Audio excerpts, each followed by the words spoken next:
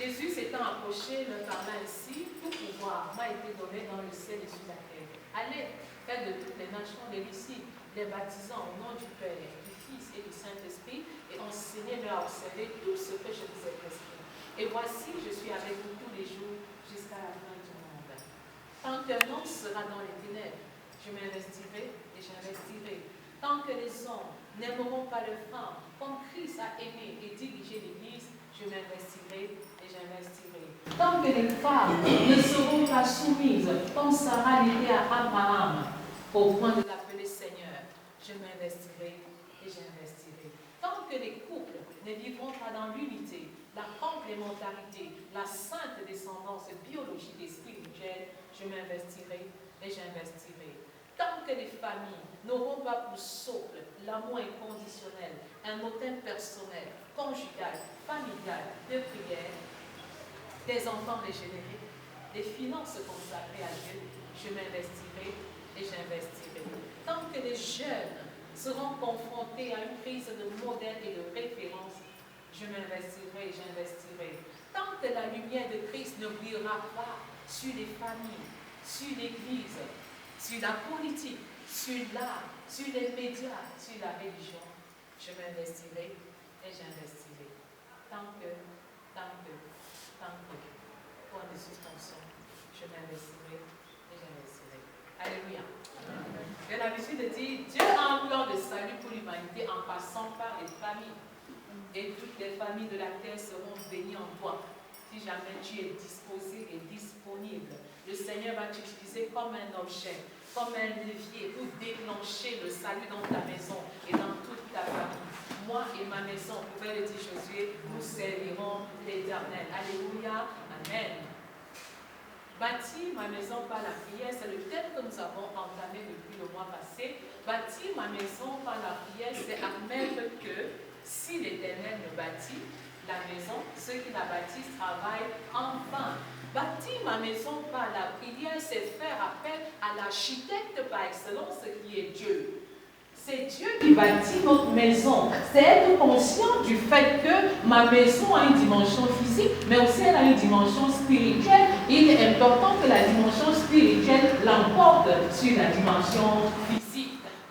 Tu peux seulement te rendre compte que j'ai une grosse maison. J'ai une maison à 3 chambres. J'ai un duplex.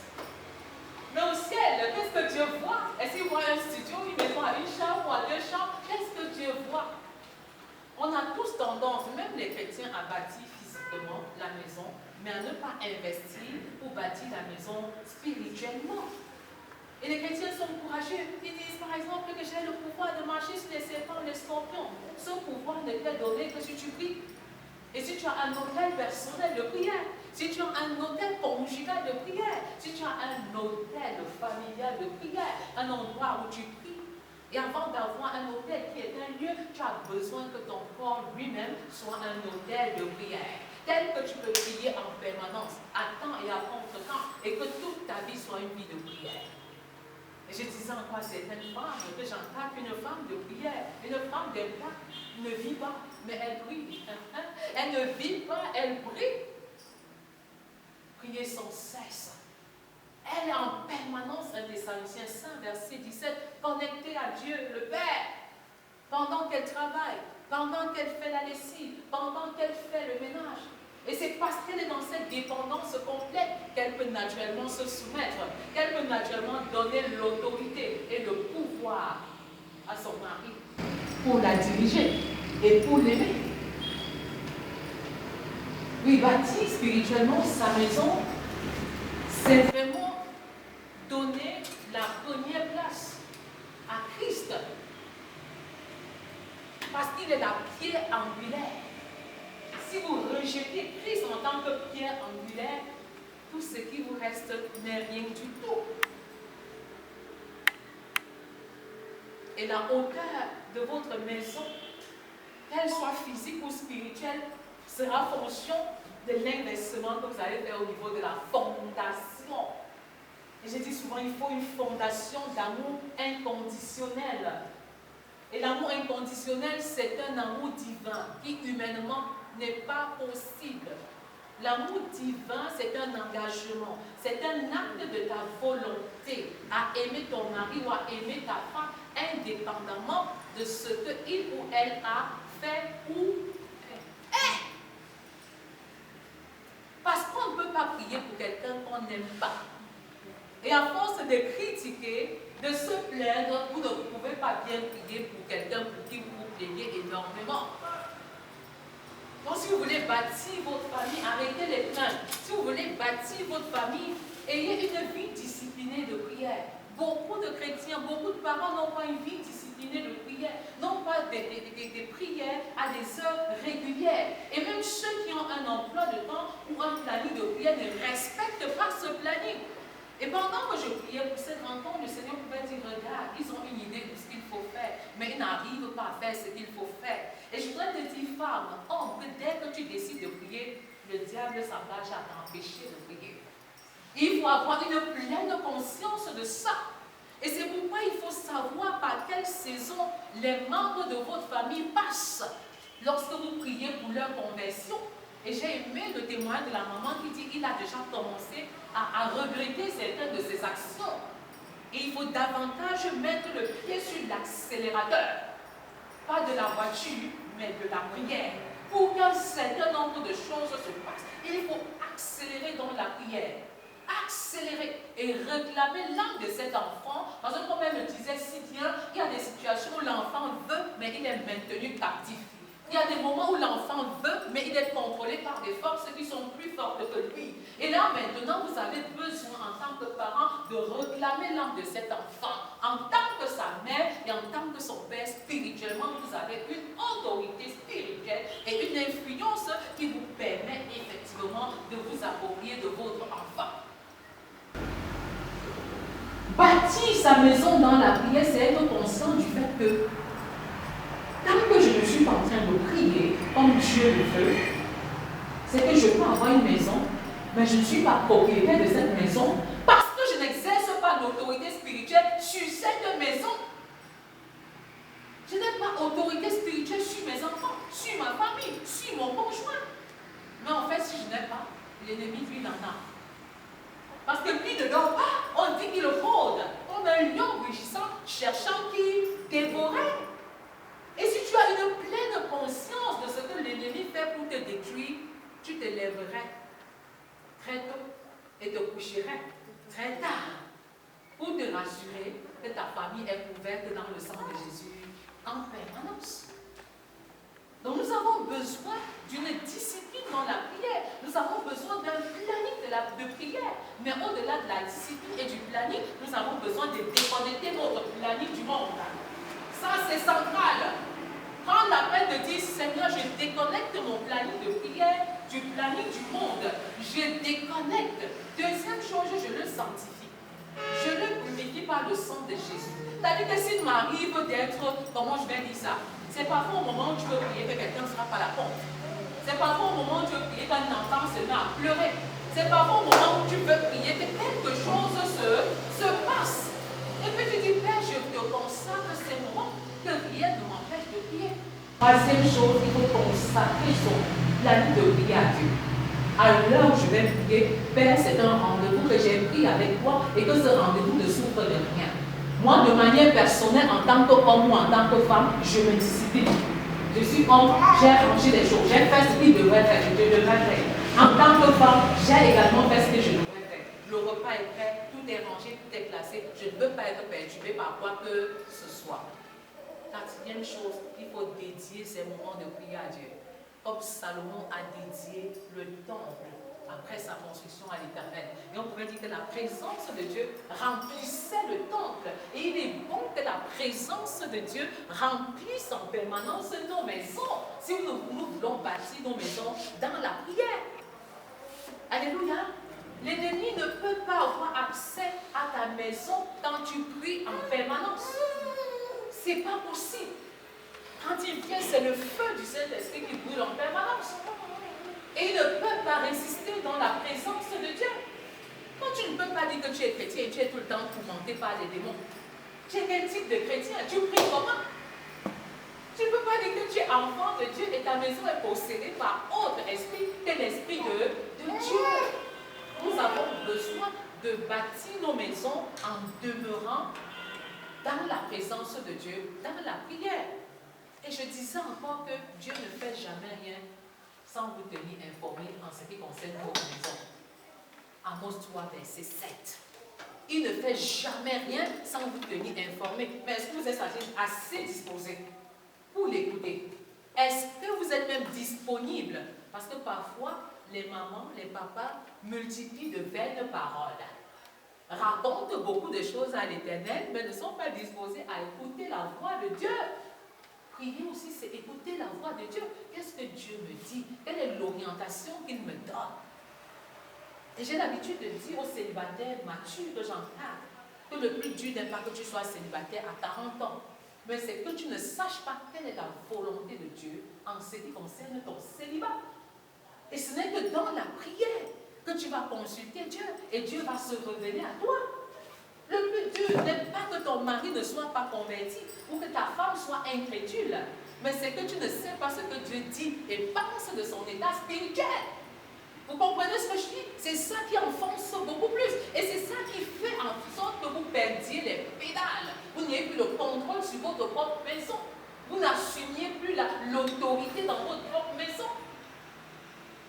Vous n'assurez plus la couverture spirituelle de votre propre maison. Parce que les choses essentielles, les choses spirituelles vous échappent. Or, lorsque vous êtes en communion avec Dieu, par la prière, il vous révèle clairement que voici ce que je veux faire. Il se dit, mais j'ai un serviteur qui m'est fidèle, j'ai un serviteur qui m'est intègre. Est-ce que je vais détruire Sodome et Gomorrhe sans que Abraham ne soit au courant? Il découvre tout simplement que j'ai détruit Sodome et Gomorrhe. Et on se rend compte que le Seigneur a informé Abraham, et Abraham a plaidé en faveur de la ville, même si au finish la ville a été détruite, son neveu a été sauvé. Donc Dieu veut bien nous sauver. Il veut même nous utiliser comme des objets, comme des canaux pour davantage sauver les membres de notre famille biologique et même les membres de notre famille spirituelle. Mais comment est-ce que nous prions? On a toujours comme impression qu'on est perturbé. On ne respecte pas son temps de prière. Il y a toujours quelque chose qui se passe. C'est parfois au moment de prier qu'on dort même davantage et plus profondément même. Et on se réveille, on se rend compte qu'on aurait dû, et c'est déjà passé. 1, 2, 3 fois, on se décourage. On se décourage et on passe à autre chose. On se dit, ce n'est plus pour moi. Je ne peux pas tenir dans la prière. C'est une affaire des autres. Si tu restes dans les superficialités, si tu restes dans la surface, il y a beaucoup de choses que tu ne peux pas toucher du doigt avec le Seigneur. Le Seigneur a besoin des personnes qui sont vraiment mises à part, des personnes qui sont consacrées, des personnes qui sont disposées à écouter sa voix, à saisir sa voix. Nous avons besoin de la profondeur dans ce que nous faisons, de la profondeur. Même si on prie en permanence. Parce qu'il y a une sorte d'échappatoire qui veut que je suis toujours en train de prier, ça c'est vrai. Mais il y a des moments où on doit fermer la porte et être dans le seul à seul, des moments de qualité, face à face avec Dieu. Vous pensez qu'un parent devrait passer combien de temps de prière intime face à face avec le Seigneur en 24 heures?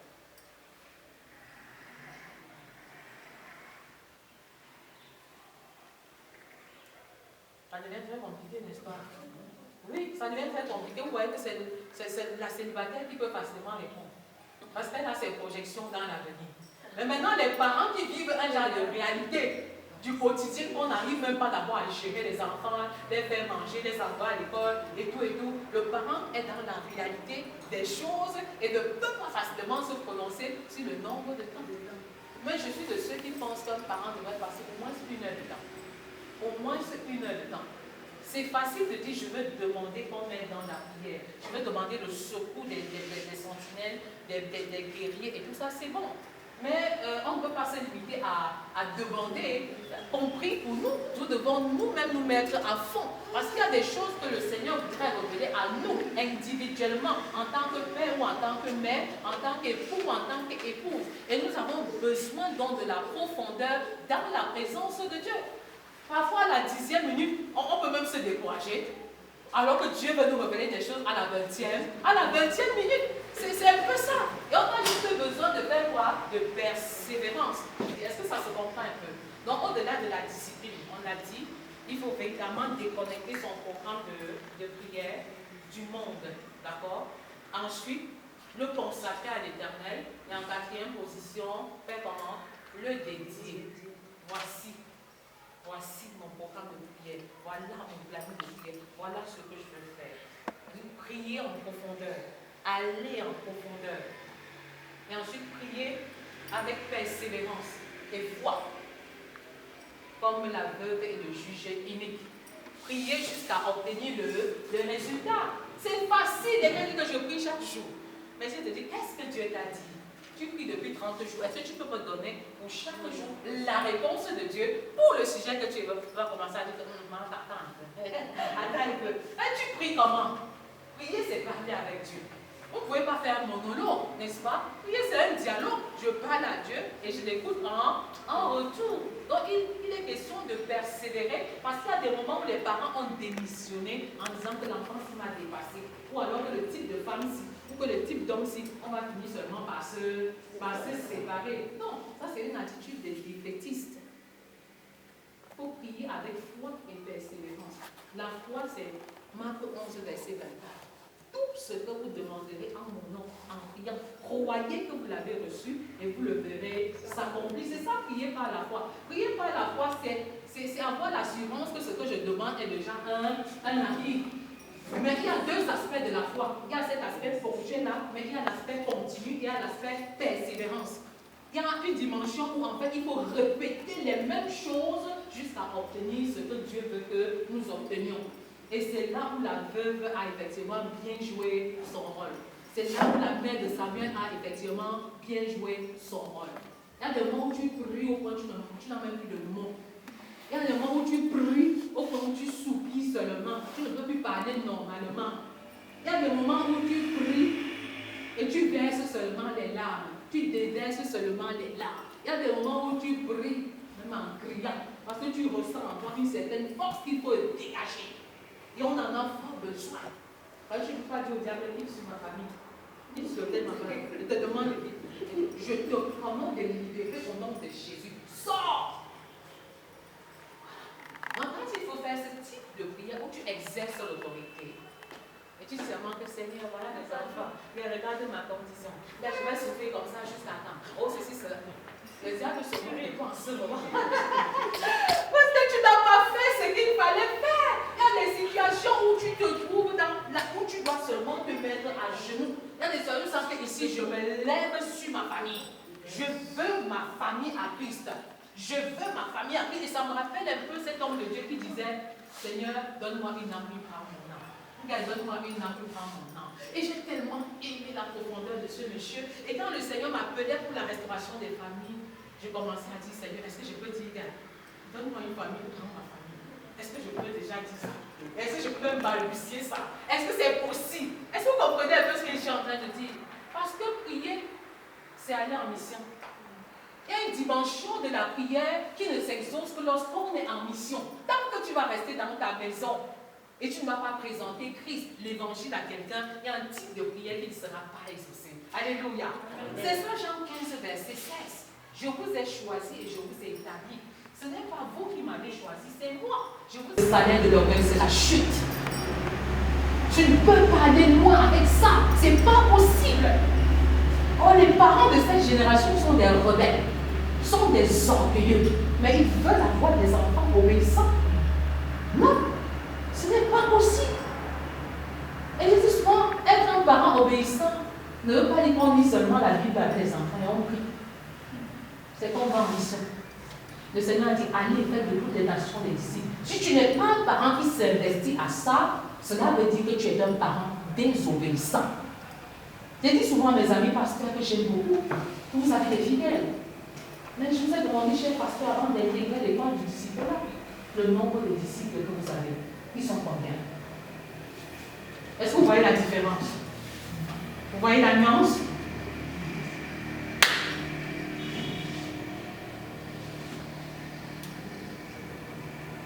parents, vous êtes pasteurs sur votre famille. Donc vous êtes concernés au même titre. Quand on interpelle les pasteurs, c'est trop facile, n'est-ce pas? On a l'impression qu'il s'agit des autres, d'une catégorie de personnes, mais vous êtes pasteurs sur votre famille.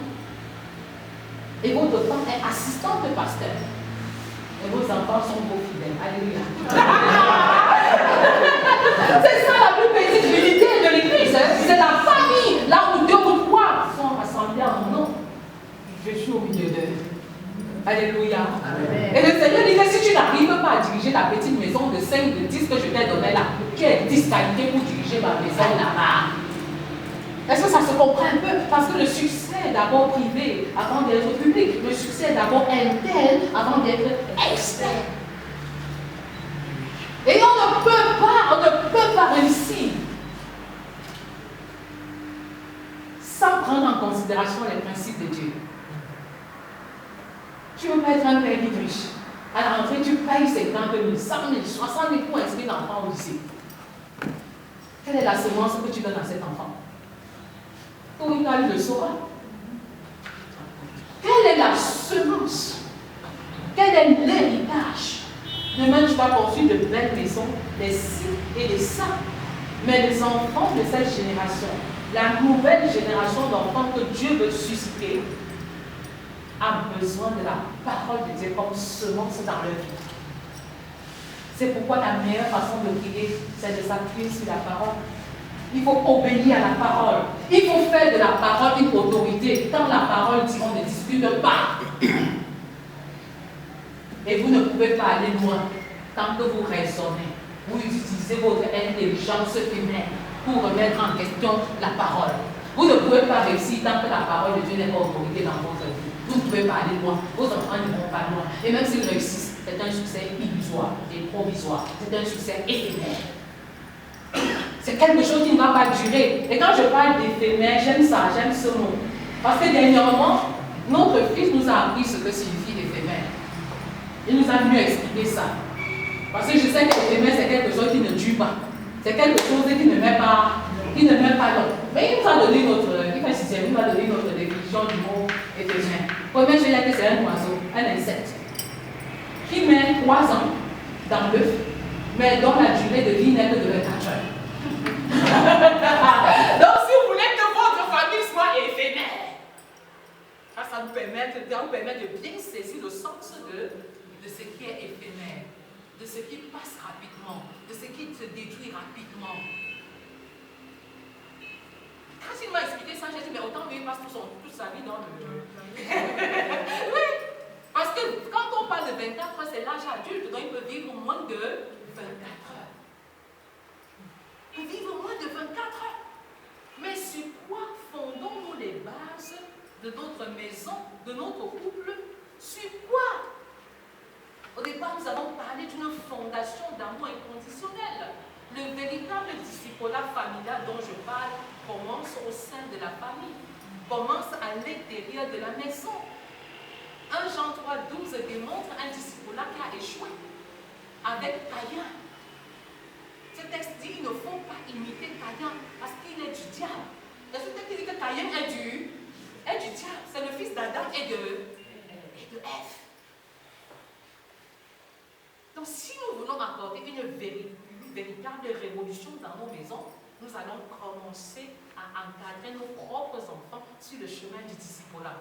Et je disais souvent, comme les parents ont l'habitude de tenir la main des enfants pour les accompagner à l'école, tenir la main pour les accompagner à l'église.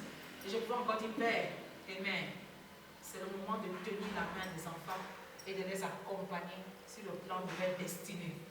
Et de les accompagner sur le chemin de l'appel de Dieu dans leur vie.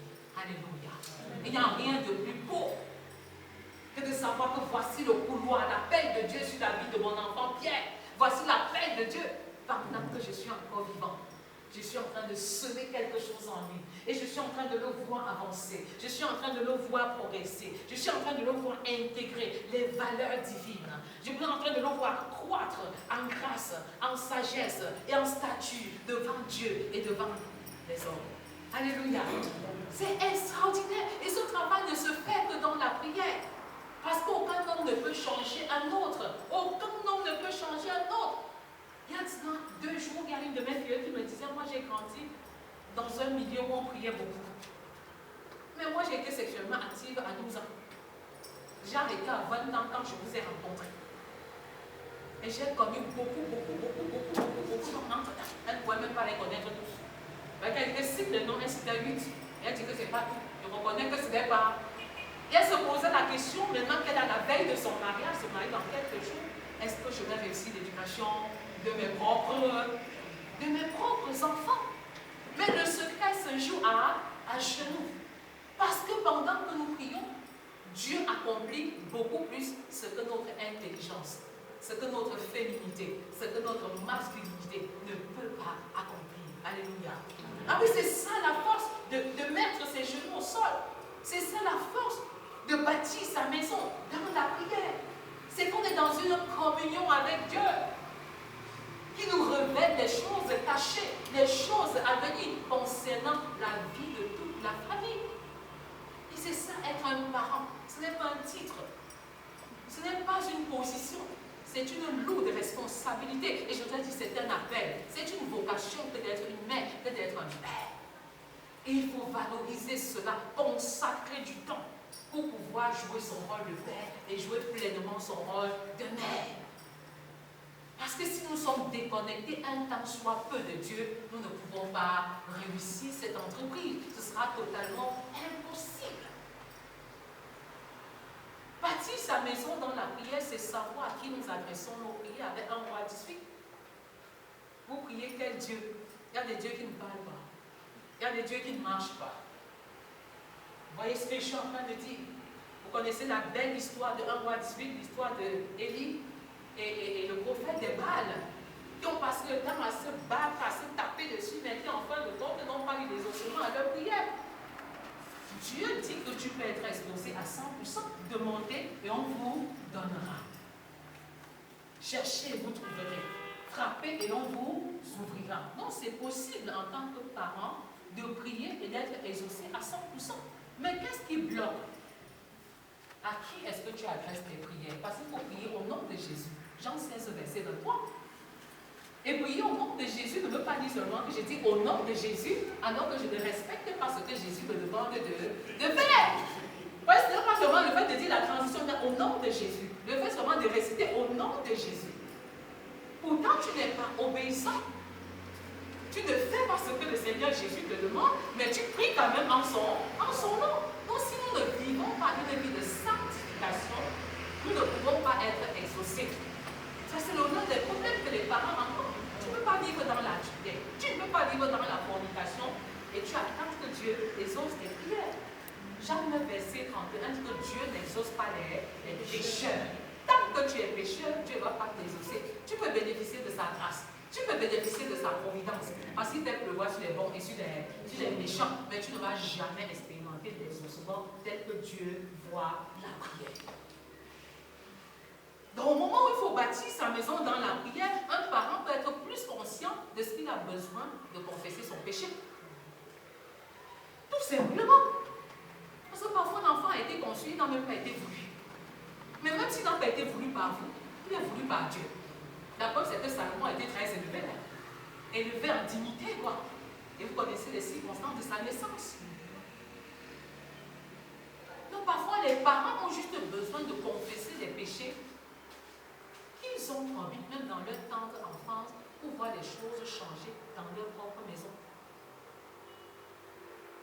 Et si vous confessez vos péchés, les choses ne changent pas. Faites comme Job. Confessez les péchés de chaque enfant. Parce que dans Job 1, verset 5, il prenait la peine de confesser les péchés de chacun de ses enfants. Et de donner même des sacrifices de sanctification. C'est être père, c'est une profession. Être mère, c'est toute une profession. Et en tant que tel, cela nécessite une formation, un apprentissage, une dépendance totale au Saint-Esprit. Mais on a comme l'impression que quand on est adulte, là, on est suffisamment aguerri pour être un parent selon le cœur de Dieu. Non. Non. Les vrais parents font comme Manon, le père de Samson. Qui, quand l'ange vient dire à sa femme que tu auras un fils, il ne se met pas simplement à jubiler. l'ange revient nous dire comment nous allons élever cet enfant. Mais beaucoup de parents de cette génération ne posent pas la question à Dieu. Comment est-ce que je vais éduquer le premier? Comment est-ce que je vais éduquer le second? Parce que chaque enfant est unique et spécial en son genre. Et on a besoin de cette dépendance au Saint-Esprit pour recevoir exactement ce que Dieu veut que l'on fasse. Et pour atteindre le résultat que Dieu veut que nous atteignions. Est-ce que je suis disposée à revoir mes manquements? Est-ce que je suis disposée à confesser devant le Seigneur les limites, les erreurs en ce qui concerne l'éducation de chacun de mes enfants? Et est-ce que je suis prêt à payer le prix pour confesser aussi les péchés de chacun des enfants qui soient indépendants de moi? Les choses pourront être différentes. Je voudrais clore, je crois que mon temps tient à sa fin, par les prières d'importunité. Il faut importuner Dieu. Il faut importuner Dieu par nos prières.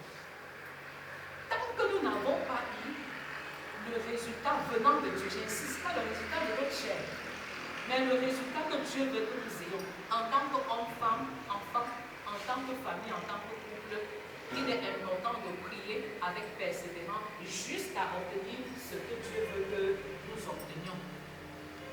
C'est ça prier. C'est pas un monologue, c'est un dialogue. C'est à double sens.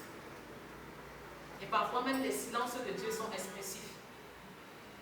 Il faut prier, il faut supplier, mais surtout il faut rendre grâce.